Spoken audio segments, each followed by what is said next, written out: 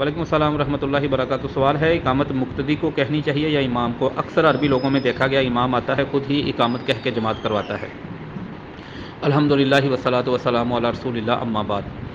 بیان جو اقامت ہے وہ مقتدی کہے گا، مقتدی کو کہنی چاہیے۔ دلیل صحیح مسلم کی 674 نمبر حدیث ہے، جامع ترمذی میں 205 نمبر، سنن نسائی میں 634 نمبر۔ مالک بن حویرث رضی اللہ تعالیٰ عنہ نبی صلی اللہ علیہ وسلم کے پاس ساتھیوں کے ساتھ آئے تھے، ایک ساتھی تھے ان کے ساتھ، تو انہوں نے کہا تھا اذا حضرت الصلاۃ فاذنا ثم اقیما، جب نماز کا ٹائم ہو جائے تو اذان دینا، ثم اقیما، پھر تکبیر کہنا، ول یا امکما اکبرکما، تم میں سے جو بڑا ہو وہ امامت کروائے گا۔ اور نبی صلی اللہ علیہ وسلم کے زمانے میں آپ جماعت کرواتے تھے اور اقامت مؤذن ہی کہا کرتا تھا، وہ بلال تھے رضی اللہ تعالیٰ عنہ یا عبداللہ بن ام مکتوم جو بھی ہوتے۔ باقی رہ گئی بات اقامت مقتدی امام خود کہہ سکتا ہے کہ نہیں؟ بالکل امام خود بھی کہہ سکتا ہے، اس میں کوئی حرج نہیں۔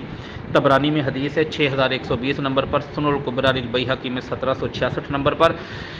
سلمان فارسی رضی اللہ تعالیٰ عنہ کہتے ہیں رسول اللہ صلی اللہ علیہ وسلم نے ایک شخص کے بارے میں ذکر کیا کہ وہ آدمی کسی صحرا میں ہوتا ہے، اذا کان الرجل بارض قش فحانت الصلاۃ، نماز کا ٹائم ہو جاتا ہے، فلیتوضا، اسے چاہیے کہ وہ وضو کرے، فإن لم یجد ماء فلیتیمم، اگر پانی نہ ملے تیمم کر لے، فإن اقام، اگر وہ اقامت کہے، صلی معہ ملکاہ، اللہ تعالیٰ کے دو فرشتے اس کے ساتھ نماز پڑھتے ہیں، وإن اذن واقام، اگر وہ اذان دے اور اقامت کہے۔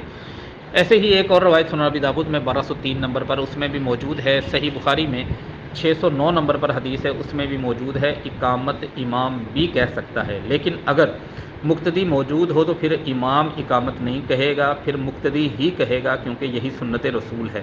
واللہ تعالیٰ عالم۔